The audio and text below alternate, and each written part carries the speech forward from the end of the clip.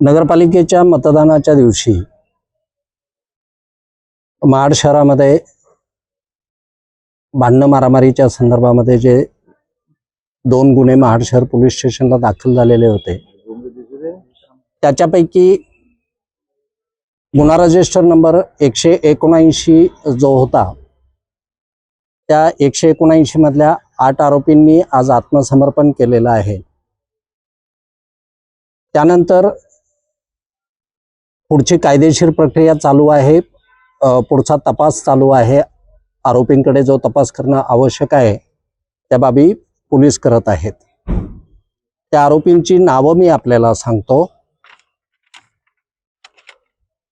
विकास गोगावले, महेश गोगावले, विजय मालुसरे, प्रशांत शेलार, धनंजय मालुसरे, वैभव मालुसरे, सूरज मालुसरे आणि सिद्धेश शेख अशा 8 जणांनी आत्मसमर्पण केलेलं आहे।